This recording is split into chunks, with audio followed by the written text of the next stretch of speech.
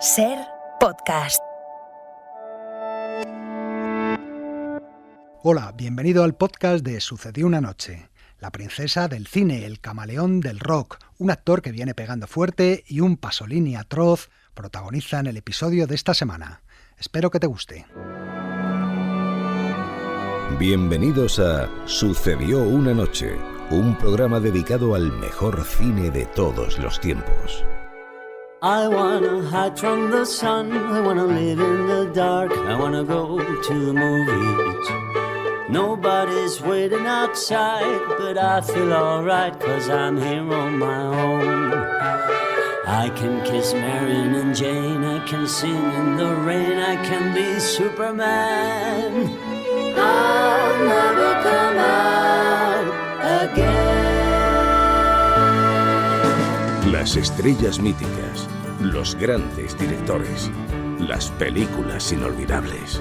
Dirige y presenta Antonio Martínez. Muy buenas a todos y bienvenidos a Sucedió una noche. En el programa de hoy vamos a recordar a la actriz Grace Kelly, que fallecía en accidente de circulación hace ahora 40 años. ¿Quién es Grace Kelly? Era un payaso muy famoso. Era una princesa. También repasaremos la huella que ha dejado en el cine uno de los más grandes de la historia del rock. Will, ¿estás escribiendo otra carta a David Bowie? ¿No te molesta que nunca te conteste? Él sabe que me daría un infarto. Charlaremos con el actor Enrique Auquer y en la sección de películas polémicas revisaremos Saló o los 120 días de Sodoma de Pasolini. Un film que sigue provocando escalofríos y repugnancia. Los señores saben que para nosotros sus disposiciones son ley y que todo deseo suyo es una orden que estamos encantados de cumplir. Este es el menú que tenemos para hoy y comenzamos a servirlo ahora mismo. I wanna hide from the sun, I wanna live in the dark, and I'll never come back. El espectáculo está a punto de comenzar, pero no se alarmen ustedes, no les cobraremos la entrada. Lo que el cine nos dejó. Es tan difícil ser alguien que la gente no olvida. El próximo miércoles, día 14, se van a cumplir 40 años del fallecimiento de Grace Kelly, la actriz que se retiró del cine para casarse con el príncipe Rainiero de Mónaco, aunque su final no fue precisamente un cuento de hadas. En los próximos minutos vamos a recordarla.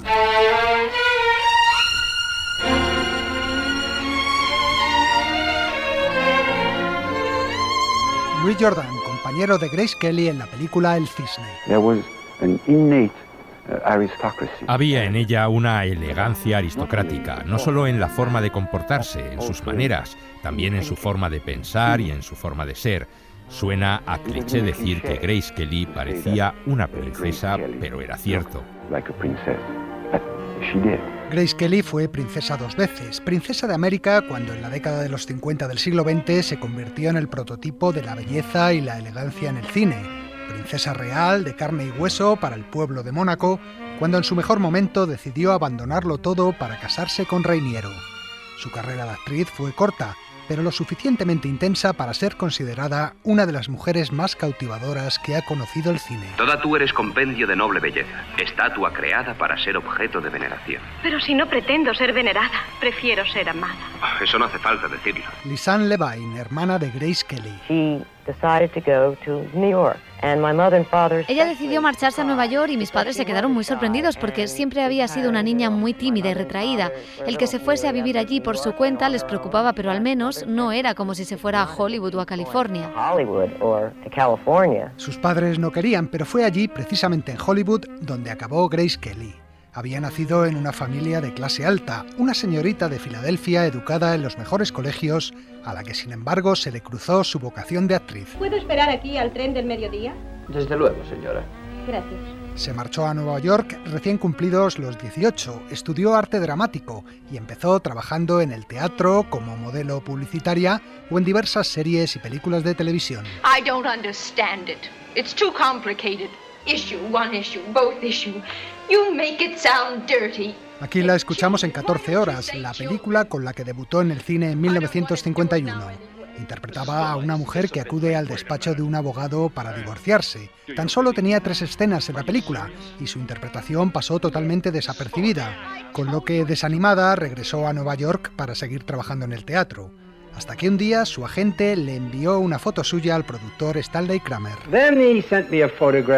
Me envió una fotografía suya justo cuando estaba haciendo el casting para Solo ante el peligro. Y aunque sabía que era casi una desconocida, quise verla. Entonces vino a la entrevista y a pesar de que la prueba era para un western, se presentó muy arreglada, llevando incluso guantes blancos. Aquello me encantó porque transmitía una gran elegancia y dignidad.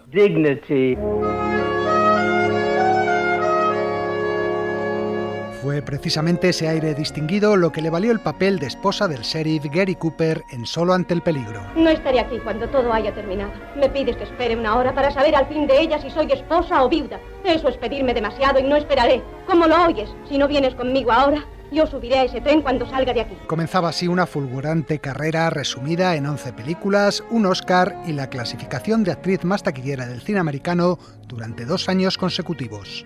Todo ello en el tiempo récord de 6 años.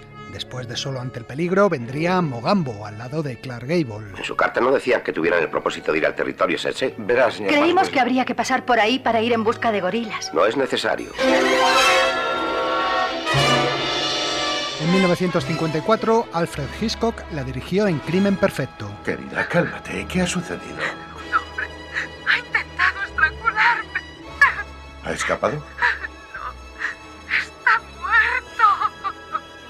Y meses después, en La ventana indiscreta. Intenta mirarte a ti mismo. ¿Qué te pasa? Mirar por la ventana para pasar el rato es una cosa, pero hacerlo como tú lo haces, con prismáticos y esas extravagantes opiniones de todo lo que ves, es enfermizo. Solo quiero saber qué es lo que le ocurre a la mujer del viajante. No creo que por eso parezca un demente. Grace Kelly se estaba convirtiendo en el prototipo de mujer con clase, una belleza de apariencia fría pero apasionada por dentro que seducía a todos aquellos que iban más allá del erotismo de las rubias explosivas.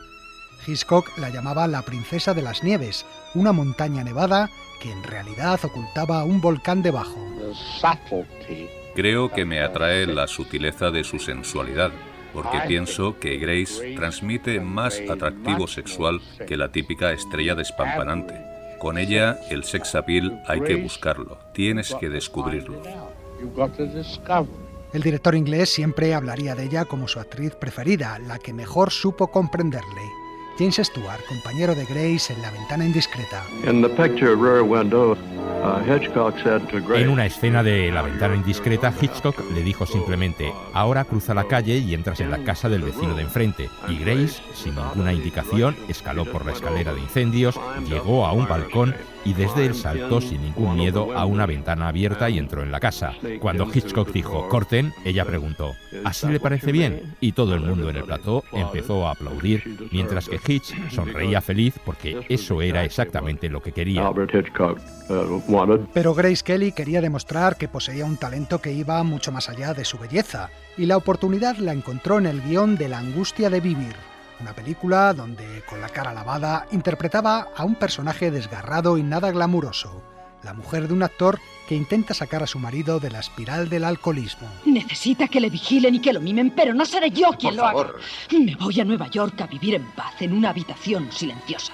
Ya no tendré la angustia de no saber dónde está. Georgie. Estará protegido por las manos fuertes de Bernie Dort. Georgie. Hará que se valga por sí mismo, porque a eso estaba sacrificando mi vida. A ver si podía lograr que llegase la hora en que Frank pudiese valerse por sí mismo. Escuche. Incluso le perdonaré si logra que se mantenga en pie, para que yo también pueda salir a flote. Y el cambio de registro tuvo su premio. El premio a la mejor interpretación femenina es para Grace Kelly por La angustia de vivir.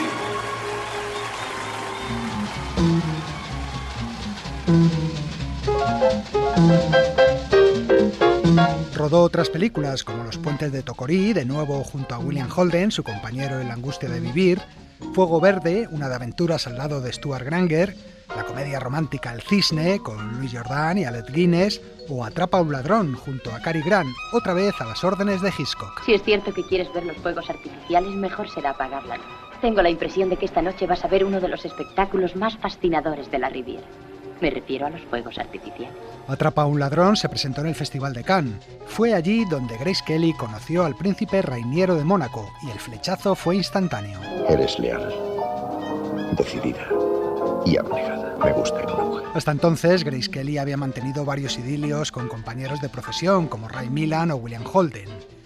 Clark Gable vivió también un romance apasionado durante el rodaje de Mogambo. Salud, Kelly. Sí, tú tienes clase, Kelly.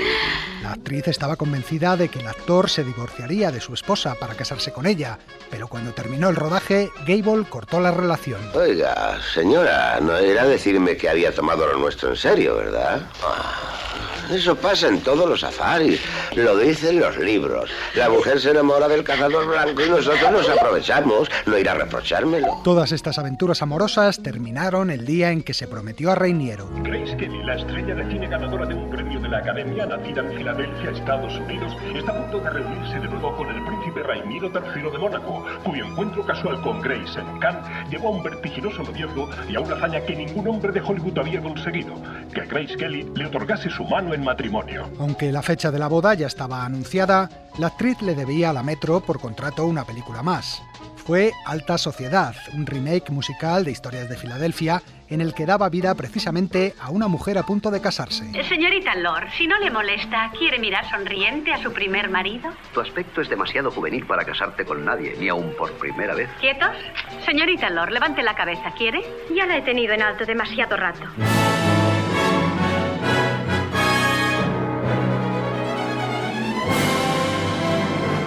De verdad, en Mónaco y con Rainiero, se celebró el 16 de abril de 1956.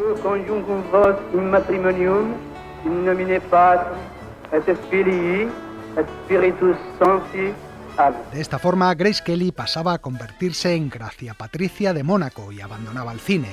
Alfred Hitchcock intentó convencerla de que siguiera actuando y le ofreció el papel de Marnie la ladrona. Marnie. Iniciaremos la producción en primavera. Y Universal te pagará $1 millón. Pero no es cuestión de dinero, Hitch. Va a ser el papel de tu vida, Gracie. Pero la princesa, consciente de sus nuevas obligaciones, renunció al cine para siempre. Solo volveríamos a verla en pantalla grande ya en los años 70, como narradora de The Children of Theatre Street, un documental dirigido por un amigo suyo sobre la prestigiosa escuela de ballet de Leningrado. The film you are going to see is about the children of Theatre Street in Leningrad. Sus preocupaciones para entonces ya no estaban en el cine, sino en las obras benéficas, los actos públicos o en su familia. No obstante, la princesa nunca dio muestras de añorar su antigua vida. No me levanto cada mañana pensando que estoy viviendo un cuento de hadas. Tengo un trabajo que hacer, unos hijos que cuidar, muchas responsabilidades y obligaciones. Quiero pensar en mí como una profesional de mi trabajo, no importa el que sea. Si trabajo en algo, me gusta hacerlo bien, me gusta terminarlo. Así transcurrieron los años, hasta que el 13 de septiembre de 1982, una noticia conmovió al mundo. Fue en esta colina rocosa, a lo largo de la frontera con Francia, donde el coche de la princesa Gracia perdió el control, en una curva en la que ya han ocurrido muchos accidentes. El coche que conducía Grace, acompañada de su hija Estefanía, perdió el control en una carretera cercana al Principado. Una carretera donde, curiosamente, años atrás había rodado una peligrosa secuencia de persecución de automóviles en la película Atrapa a un ladrón. No vaya tan deprisa. ¿Quiere que nos cojan? ¿Quién nos va a coger? Los policías del coche negro, esos que vienen siguiéndole. ¿Por qué iban a seguirme? Por una razón sencilla, por ser John Robbie el gato. Estefanía pudo salir del vehículo y pedir ayuda, pero la princesa quedó atrapada entre los hierros. Grace Kelly fue trasladada aún con vida al hospital, pero fallecería al día siguiente. Tenía 52 años. While I give to you and you give to me. Después de su muerte se desataron un sinfín de rumores. Unos decían que era Estefanía quien conducía en realidad y que su falta de experiencia y la velocidad a la que iba fueron las causas del siniestro. Otros que los médicos no supieron ver la gravedad de las heridas de Grace, porque en el hospital no había un escáner. Incluso se apuntaron disparatadas teorías que aseguraban que la princesa había sido asesinada por la logia masónica P2. De esta forma, Grace Kelly entró en la leyenda. Siempre he querido conducir un coche estrellado. Me refiero a un coche estrellado con historia. El de Grace Kelly, el Rover 3500.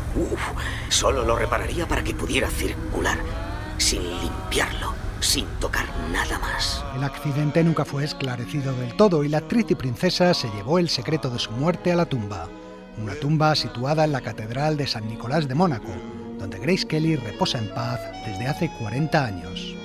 But to give to you and to give to me love forever true.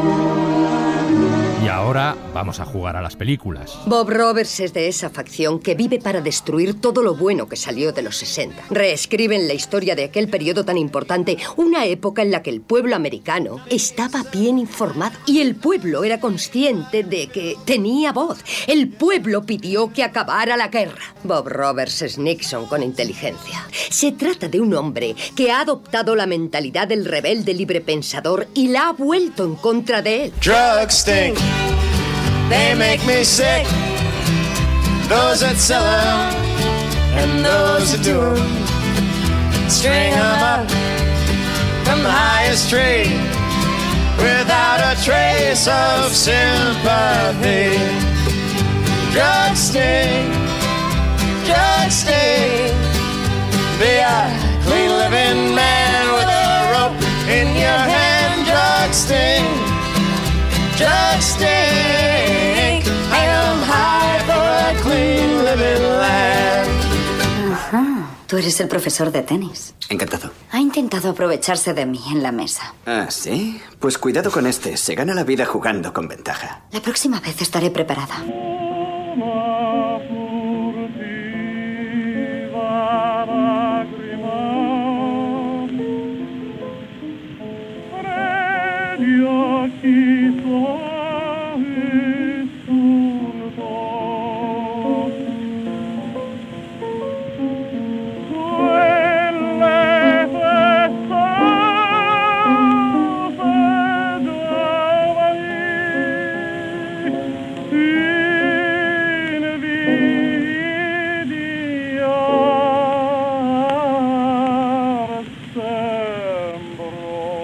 Decidme, abuela, ¿quién es la princesa que se esconde en el bosque? ¿Princesa? Es una criada, señor príncipe. Tiene la cara más bella que he visto. Esa chica es quien lava la ropa. La llamamos piel de asno a causa del pellejo que recubre todo su cuerpo. ¿Piel de asno? Es preciosa. Oh, Alteza, el vino del país y el sol os han nublado el entendimiento. No he probado vuestros vinos, señora. L'amour se porte autour du cou, le cœur est fou.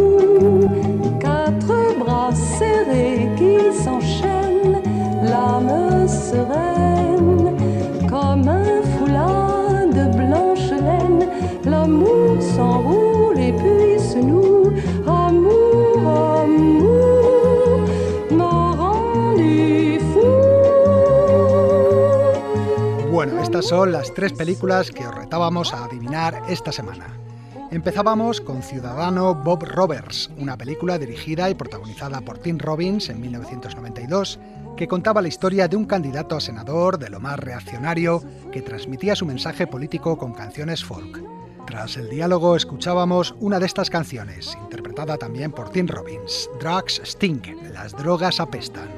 En el segundo diálogo, a Scarlett Johansson le presentaban al profesor de tenis Jonathan Rhys-Meyer en Match Point de Woody Allen. Y luego escuchábamos un tema de su banda sonora que está compuesta toda ella por temas de ópera. En concreto era el mítico tenor Enrico Caruso con el conocido Una furtiva lágrima de Donizetti. Y la última era fácil siempre que conocierais la película, claro, ya que su título se decía 2 veces en el diálogo. Piel de asno, un musical dirigido por Jacques Demy en 1970 y protagonizado por Catherine Deneuve. La canción principal de la película, que todavía suena de fondo, es obra de Michel Legrand y la canta Anne Germain. Dale un título y lo escribirá. Enciclopedia Curiosa del Cine. Parece más una bomba que un libro.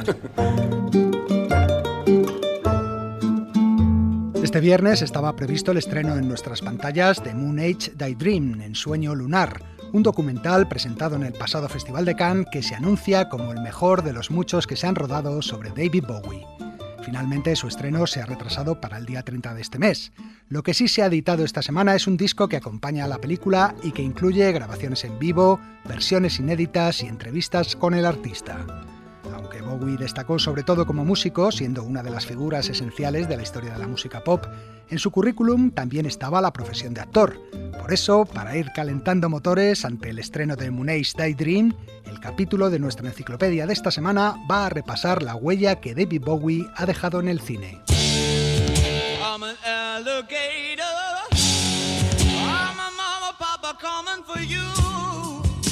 En los años 60, cuando era solo un adolescente, David Bowie asistió a las clases de Lindsay Kemp, donde aprendió pantomima y técnicas teatrales, unas clases que no solo le formaron como actor, sino que le ayudaron a crear todos esos personajes que interpretaba en sus primeros discos y conciertos: Ziggy Stardust, Aladdin Sane, el Duque Blanco.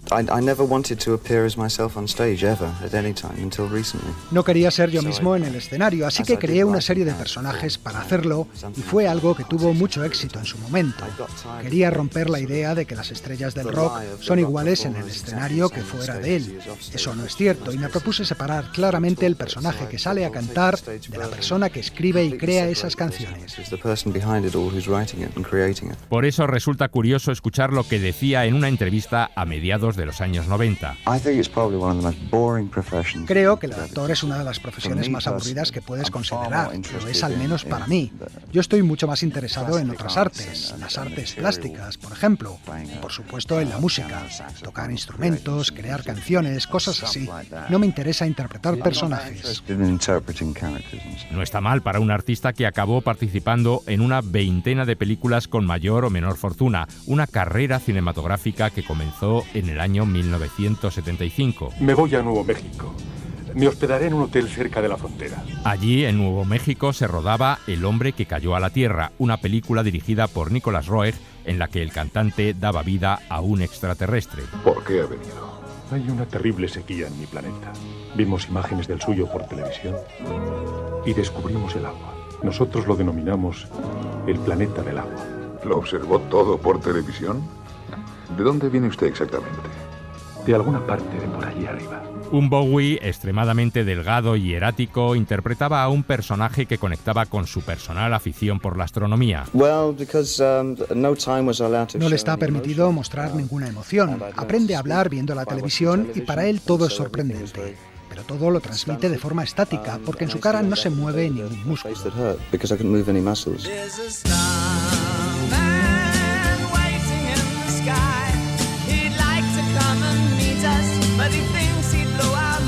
Aunque la película no tuvo mucho éxito, Bowie quedó bastante contento con la experiencia. Es una película de amor más que otra cosa. Es muy triste, muy romántica. Se me hizo un nudo en la garganta cuando la vi. Y ha sido emocionante trabajar en ella. Por eso, un par de años después, no dudó en aceptar la invitación del actor David Hemmings, esta vez en labores de dirección, para protagonizar su película Gigoló. Estoy convencido de que será emocionante trabajar con usted. Deseaba mucho conocerle. Yo también esperaba este momento. En Gigoló, David Bowie interpretaba a un amante de ricas señoras con vestuario de época y maneras aristocráticas, muy en consonancia con el personaje de Duque Blanco que por aquella época el cantante interpretaba en el rock. Y, entre otras cosas, se permitía el lujo de satisfacer a la mismísima Kim Novak. Estoy reservado. Sí. Habitación 17. ¿Cómo sabes? La mía. Puede que sea un gigoló, pero no una puta. No creo que haya tanta diferencia. A pesar de todo, hemos sido buenos amigos. Además, te daré $100 de propina. Pero esta vez la experiencia no le gustó a Bowie. No ha sido lo que yo esperaba. Yo no estoy entrenado para estas cosas. Por eso perdió interés por el cine y, salvo alguna excepción, ya no volvió a interpretar personajes protagonistas en la pantalla.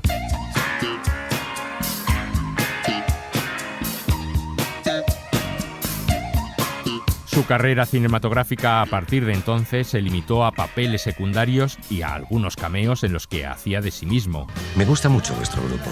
Estoy preparando un sello indie. ¿Habéis fichado para alguien? Quizá podríamos sentarnos a charlar. Con mis mejores deseos, David Bowie. En la película School Rock Band, por ejemplo, aparecía hacia el final para ayudar al protagonista con su grupo. David Bowie va a venir a Berlín. ¿Quién? El cantante del disco de Klaus. ¿Y te gustaría ir, no?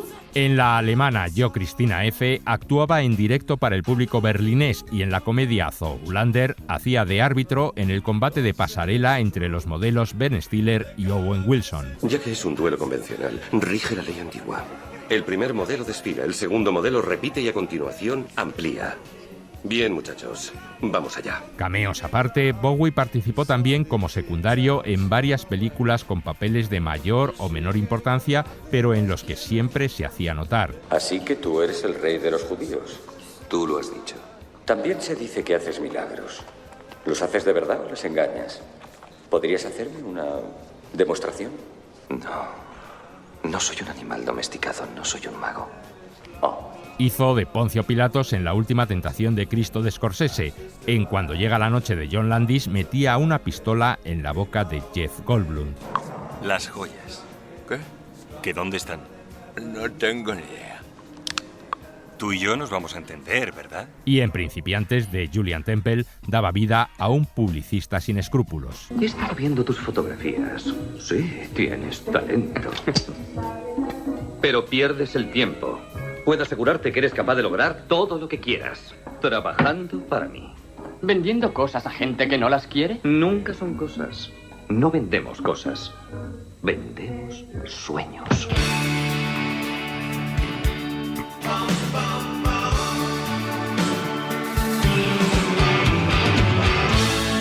Nosotros hemos elegido nuestras 5 interpretaciones favoritas de David Bowie en el cine. 1996, Basquiat, de Julian Schnabel. En esta película que contaba la vida del pintor Jean-Michel Basquiat, Bowie, con peluca blanca, se metía en la piel de Andy Warhol. Estupendo, Frank. ¿Puedes, no sé, mear por este lado? Más hacia ahí. Ah, pintura al pis. Pintura al pis, no, arte de oxidación. Así no lavas pinceles. Quiero hacer más. Frank ha estado bebiendo una fantástica cerveza mexicana que da este precioso verde. ¿Y tú no vas a mear? No me gusta la cerveza. 2006, El truco final, El prestigio, de Christopher Nolan. Otro personaje histórico, el científico Nikola Tesla, trabajando en la invención de una máquina capaz de clonar cualquier cosa. Entonces la máquina sí funciona. Estas cosas nunca funcionan como uno espera, señor Angier. Es una de las grandes maravillas de la ciencia. Necesitaré un par de semanas para arreglar la máquina. Le avisaré cuando esté lista. No olvide el sombrero. ¿Y cuál es el mío?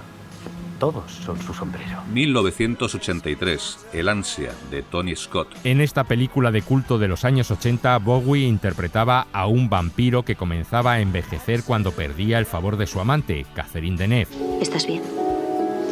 El pelo se me cae en la mano. ¿Cuánto tardará esto? ¿Cuánto tardaron los otros? Una semana. Unos días, no lo recuerdo. ¿Quién sigue? ¿Has pensado en eso? ¿Quién te hará compañía cuando yo no esté?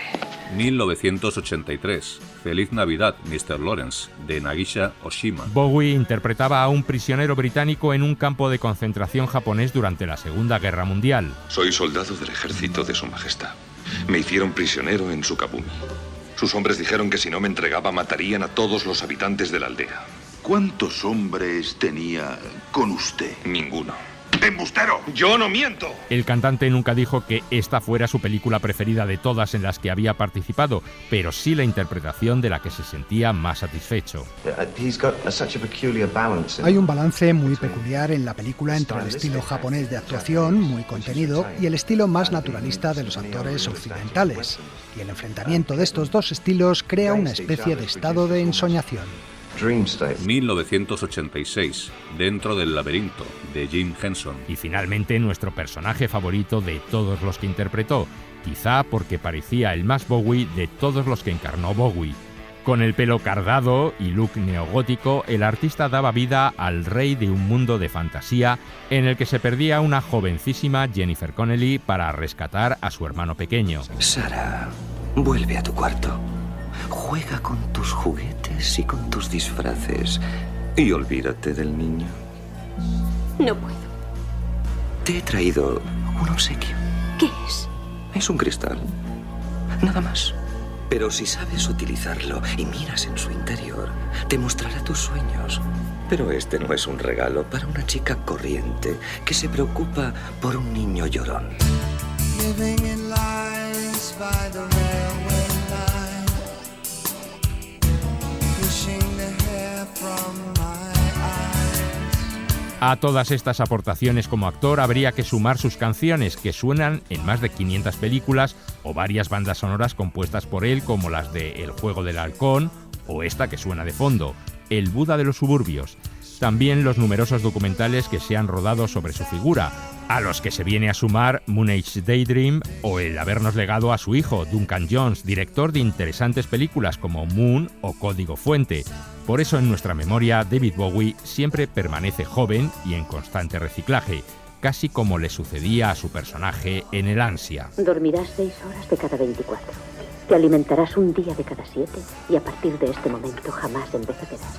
Ni un minuto. Serás joven eternamente. Ahora sabemos que la vida eterna no le fue concedida, pero no cabe duda de que su música y sus películas perdurarán para siempre.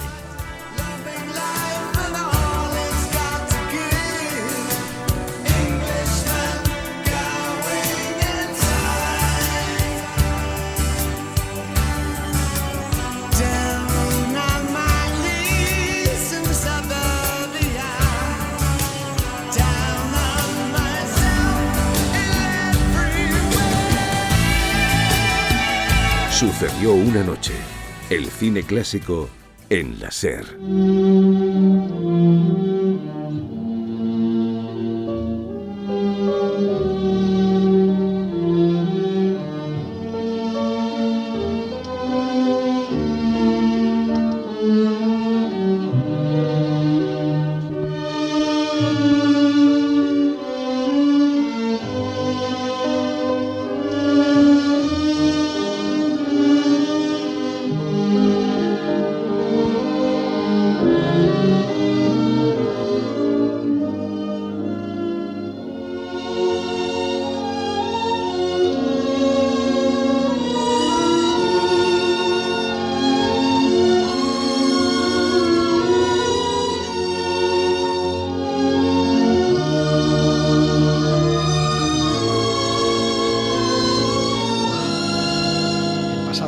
Nos dejaba uno de los grandes directores de la historia del cine francés. Jean-Luc Godard. ¿Has oído ese nombre?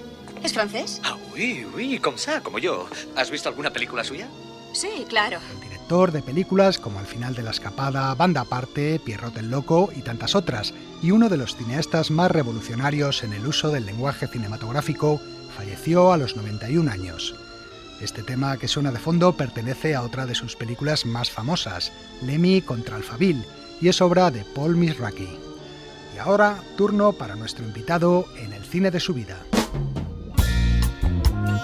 Si ese avión despega y tú no estás a su lado, te arrepentirás. Tal vez no hoy ni mañana, pero sí muy pronto y para el resto de tu vida. El cine de su vida. Es de Casablanca. Toda mi vida he estado esperando decirlo. Hoy charlamos con el actor Henri Cauquer, que este fin de semana estrena la comedia La vida aparte, en donde hace de cocinero vasco que se reencuentra con su padre, interpretado por Carra Elejalde, después de muchos años. Henri Cauquer ha explotado como actor en los últimos tiempos, ganó el Goya al actor revelación en 2020 por Quien a hierro mata y lleva ya 3 premios Feroz, uno también por esta película Quien a hierro mata de Paco Plaza y 2 por su trabajo televisivo en Vida perfecta, la serie creada por Leticia Dolera. Y esto es lo que nos ha contado sobre su vida y carrera. Mi madre supo ver, apuntarme a interpretación y a que me dedicara a esto, porque ella es bailarina y se dedicaba a las artes escénicas de alguna manera. Y vio que por ahí mi vida podía tener sentido de alguna manera. Y me ayudó mucho, sí. Fue muy guay. ¿Tú te acuerdas lo que hacías?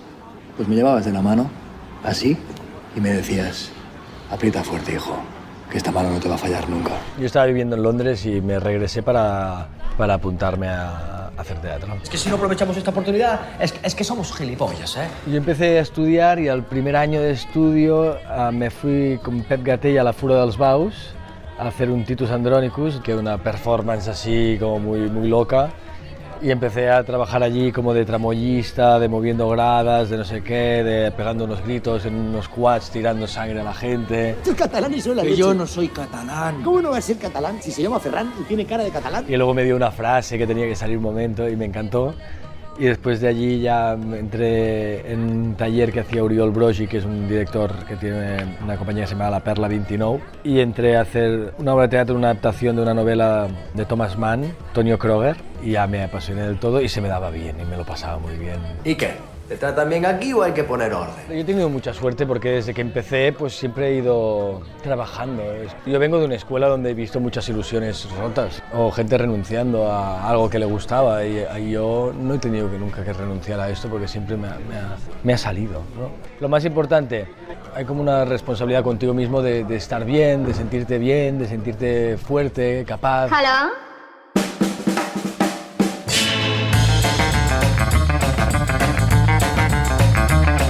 Yo siempre digo que los personajes tienen que tener carisma, ¿no? Que pueda llegar a enamorar, a enganchar, a tener algo para esta persona que lo ve y lo escucha, que sea interesante. Que es mi asistente virtual. Lleva mi agenda, controla mi casa, mi salud, mi música, me ayuda a levantarme la moral cuando estoy deprimido. Ya verás. Irina, levántame la moral, por favor. Eres guapo, eres inteligente, tienes un cuerpo perfecto, un pene enorme. Eres el mejor. Y siempre digo, hostia, tienes que estar fuerte y bien para poder crear carisma, si no, ¿cómo creas carisma? Alguien que no tiene carisma no puede crear carisma, ¿no? Y ahí creo que hay algo como de la búsqueda de tu poder estar solvente como para poder afrontar un personaje. Y el Goya al mejor actor revelaciones para Enric Auquer. No sabía lo que era el éxito. Es verdad que siempre en este oficio se persigue de alguna manera, consciente o inconscientemente, el hecho de poder hacer un personaje que has leído que te gusta, de estar delante de un escenario con mucha gente que te ve. Y yo lo había ido haciendo. En Cataluña yo iba haciendo teatro, iba haciendo televisión y yo me sentía exitoso. Pero de repente es verdad que yo vine con Lluís Pascual a hacer In Memoriam, La Quinta del Biberón, que era una obra, un homenaje a los soldados de la Quinta del Biberón. Y vine en María Guerrero a hacer un mes de funciones y de repente tuvo mucho éxito eso y empezaron a venir directores de casting, me hicieron castings y tal y pum, sí, pasó. Me quedé un poco, ¿qué está pasando, no? De repente es verdad, vino de repente con Quien ayer mata. Que no me entere yo, ¿eh? ¿De qué? Pues una mala palabra o a alguien que le falte el respeto a mi padre. Y vengo aquí y monto la de Dios. ¿Entendiste? ¿Sí? Que coincidió que rodé Quien ayer mata y que Arantxa Vélez, que es la directora de casting de Quien ayer mata, también lo era de La Vida Perfecta y me volvió a hacer un casting para hacer el Gary de Vida Perfecta. Hola. Hola. ¿Qué tal? Perdona, que no me acuerdo cómo te llamabas. María. Ah, esto, sí, María. María, yo soy Gary. Dame más toallitas. Y, bueno, no sé si te acuerdas. Sí, me acuerdo, sí. Ah, vale. Me alegro de verte, Gary. Igualmente, María, sí. Y estrené estos dos personajes tan distintos cuando nadie me conocía y gustaron mucho los dos y tuve mucha suerte por una casualidad absoluta. Mira, María, si vienes por lo que pasó el otro día, yo lo siento. Digo que es algo que no tendría que haber pasado. Y menos en horario de trabajo, ¿entiendes? Estoy embarazada. Enhorabuena. De ti.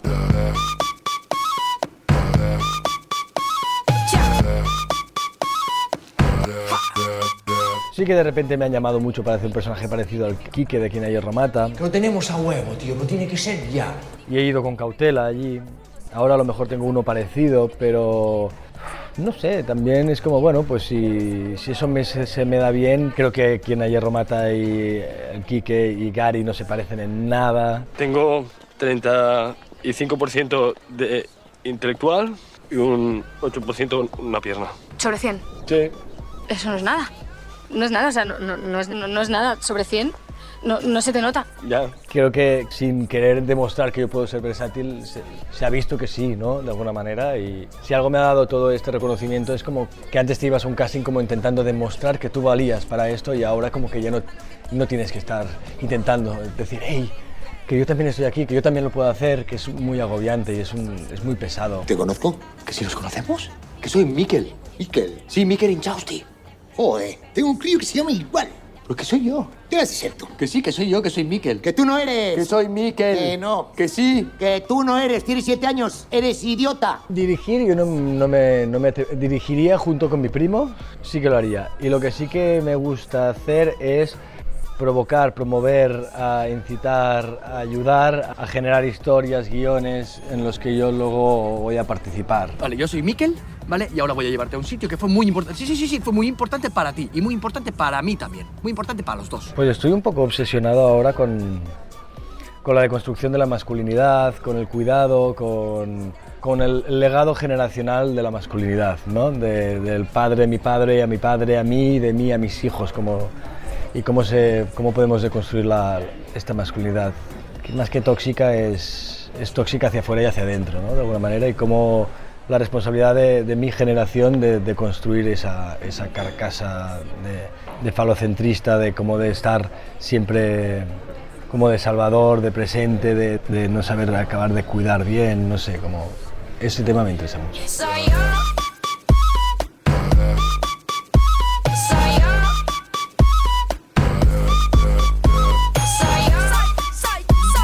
Sucedió una noche.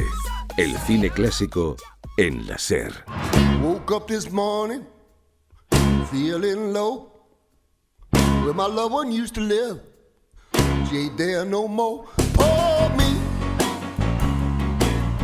Why such bad luck fall on me? Oh, me. I'm living in misery.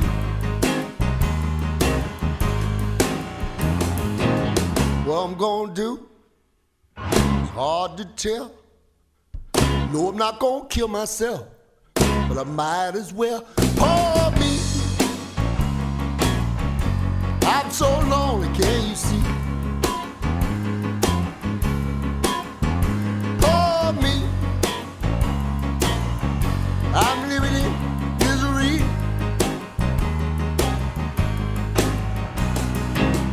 Canta el gran Randy Newman, una canción que compuso para la película Los padres de ella, protagonizada en el año 2000 por Ben Stiller y Robert De Niro, entre otros. Una pequeña píldora musical que nos permite coger aire para enfrentarnos con aplomo a la película que nos trae Jack Bourbon en la sección que inauguró la semana pasada. Jack Bourbon presenta Cine Incómodo. ¡Basta! No estoy dispuesta a consentir inmoralidades en nuestras pantallas. Este espectáculo degradante y depravado ha de terminar ahora mismo. Sexo, violencia, religión, política. ¿Oyes ese silbido? Es una bomba que cae del cielo y va a impactar en 400 cines a la vez. Las películas más polémicas de la historia del cine. ¿Qué tal, amigos? Contaba Ennio Morricone que el peor rato que pasó en su vida viendo una película fue cuando le encargaron componer la banda sonora de Saló o Los 120 días de Sodoma, y que si al final consiguió terminar su tarea fue únicamente por la amistad que le unía a su director, Pier Paolo Pasolini. La película es citada entre las favoritas de todos los tiempos de directores de peculiar gusto como Gaspar Noé, John Waters o Michael Haneke, y las anécdotas sobre las prohibiciones y persecuciones que sufrió el film son numerosas. Por ejemplo, en Inglaterra, la policía irrumpió en la sala de cine el día de su estreno y confiscó la película, que no conseguiría el permiso para ser estrenada hasta bastante tiempo después. En Cincinnati, los propietarios de un videoclub fueron arrestados por el simple hecho de tenerla en alquiler, y en muchos países del mundo continúa prohibida hoy en día. Todas estas curiosidades dejan claro que estamos ante una de las películas más perturbadoras de la historia del cine. Sexo y escatología, sadismo y violencia, todo ello llevado a límites extremos. Antes de su estreno, Pier Paolo Pasolini ya sabía que Saló o Los 120 días de Sodoma levantarían pollas. Cuando estrene su última película, bajo el título de Los 120 días de Sodoma, ¿cree que volverá a protagonizar un nuevo escándalo? Bueno, creo que escandalizar es un derecho.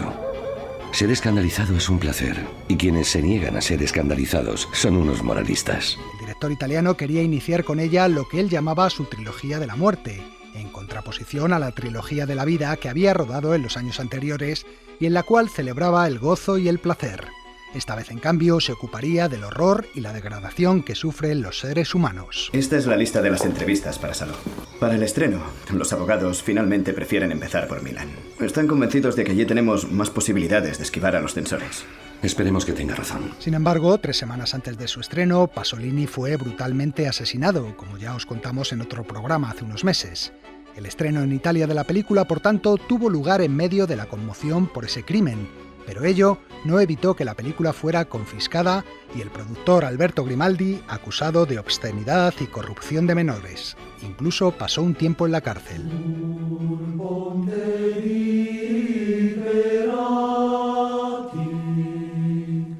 Saló, o Los 120 días de Sodoma, se basa en una obra del Marqués de Sade. Ver que otros no gozan es lo que me produce goce. De que sufran las peores humillaciones se deriva el placer de poder decirse uno: bien mirado, yo soy más feliz que esa canalla que se llama pueblo. Pierpaolo Pasolini. Ma il sesso che c'è nel film è il tipico sesso di De Sade. El sexo que vemos en la película es el típico sexo de Sade, es decir, un sexo cuya característica es ser básicamente sadomasoquista, con toda la atrocidad de sus detalles y situaciones. Sin embargo, en mi película todo ese sexo asume un significado particular. Es la metáfora de aquello que el poder hace con el cuerpo humano, la transformación de este en mercancía, su reducción a objeto, lo cual es típico del poder, de cualquier poder.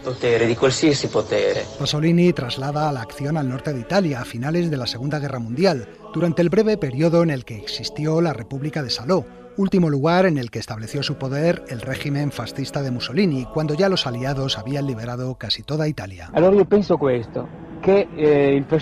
Yo pienso que el régimen fascista no fue otra cosa que un grupo de criminales en el poder. Según Sade, no había nada más anárquico que el poder, y Pasolini consideraba que no ha habido un poder más anárquico que el de la República de Salò. Nosotros, los fascistas, somos los únicos verdaderos anárquicos. Naturalmente, una vez nos hemos adueñado del Estado. En efecto, la única verdadera anarquía es la del poder. La película cuenta la historia de 4 señores que representan los 4 poderes: el nobiliario, el religioso, el judicial y el económico. Estos señores se reúnen en una villa junto a 4 antiguas prostitutas y un grupo de jóvenes que han sido secuestrados por los pueblos de la zona para satisfacer sus deseos. Débiles criaturas encadenadas, destinadas a darnos placer. Espero que no os hagáis la ilusión de encontrar aquí la estúpida libertad concedida en el mundo exterior. Estáis fuera de los límites de toda legalidad. En esa casa, durante 120 días, se impone un reglamento según el cual los señores están autorizados a disponer libremente de las jóvenes víctimas. A las 6 en punto, toda la compañía deberá reunirse en la sala llamada de las orgías, donde las narradoras se sentarán y contarán cada una serie de relatos sobre un tema particular. Las narraciones tienen como finalidad enardecer la imaginación, y toda lascivia será permitida. Toda insubordinación por parte de los secuestrados será severamente castigada con la muerte. De esta forma asistimos a toda clase de situaciones aberrantes, en las que hay tortura, sexo... Lo primero que hay que aprender es a cogerlo bien con la mano. Arriba y abajo, arriba y abajo, arriba y abajo. Cógelo más fuerte. Y con la otra mano toca por debajo. Humillaciones y escatología. Ponte encima. Lo envolví en el sudario. Y mea. Anda, anda. Ánimo. No me sale. No puedo. Mea.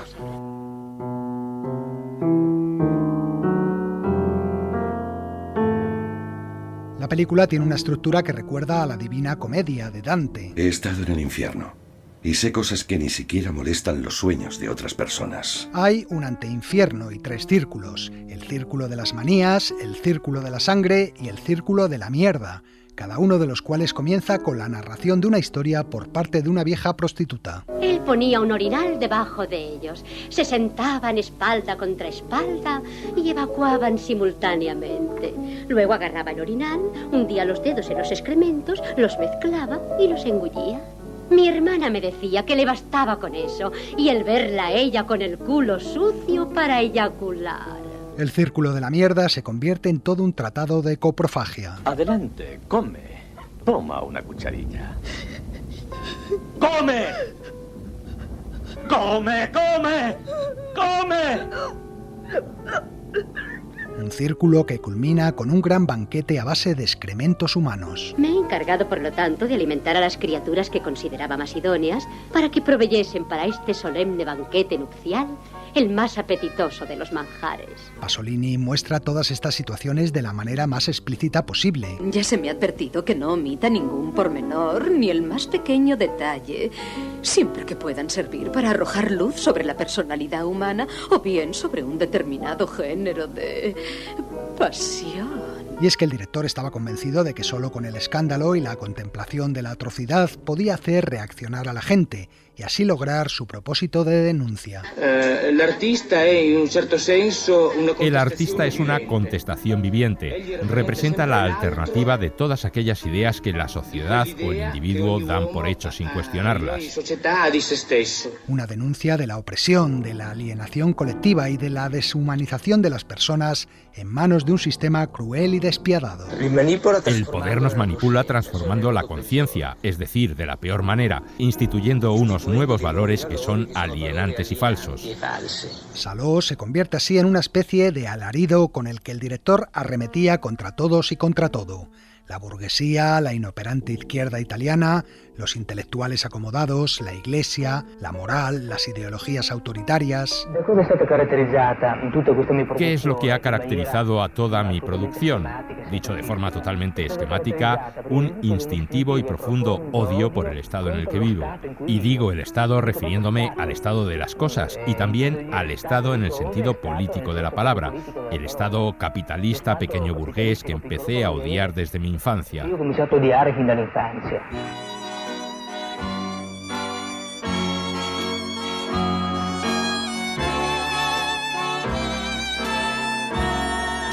La película se estrenó oficialmente en París el 22 de noviembre de 1975, ya que en Italia no pudo hacerlo hasta un tiempo después, cuando se resolvió el juicio contra el productor Grimaldi.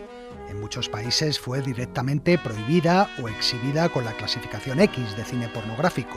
Los periódicos de la época recogían numerosos episodios de protesta, de gente que abandonaba la sala al poco de comenzar la película o se sentía enferma viendo sus imágenes. Eva, no puedo, Eva. Ofrecer ese sacrificio a la Virgen. En España, por ejemplo, no pudimos verla hasta 1980 y en Australia hasta 2010. En muchos países continúa prohibida casi 50 años después de su estreno. Y es que aún hoy en día Salò o Los 120 días de Sodoma continúa siendo una película muy incómoda. Su crudeza, la atrocidad y aberración de sus imágenes la mantienen como una de las películas más excesivas de la historia del cine. Y probablemente ese y no otro fue siempre el propósito de Pasolini. Todo es bueno cuando es excesivo. Curiosamente, la mayoría de los actores que participaron en la película hablaban del rodaje como un lugar en el que había un ambiente general de alegría y buen humor, e incluso en los descansos jugaban partidos de fútbol contra el equipo de Novecento de Bertolucci, que se rodaba en la misma zona. La mayoría de los jóvenes actores que salen en la película nunca habían trabajado en el cine, pero nadie acabó traumatizado. Más que nada se sorprendían de la forma en la que Pasolini los dirigía.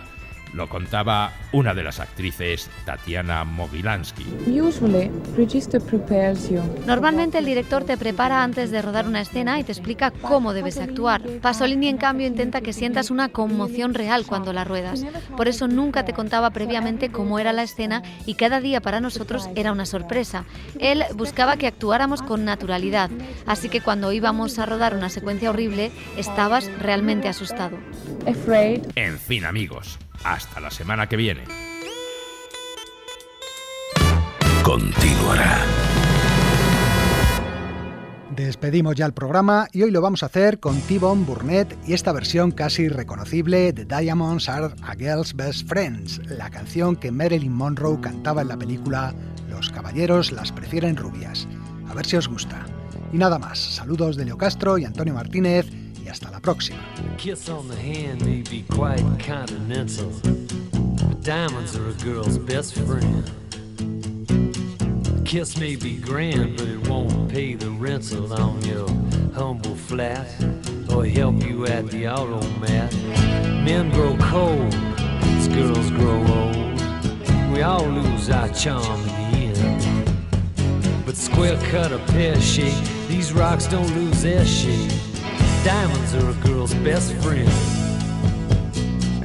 Diamonds are a girl's best friend. Let's ride.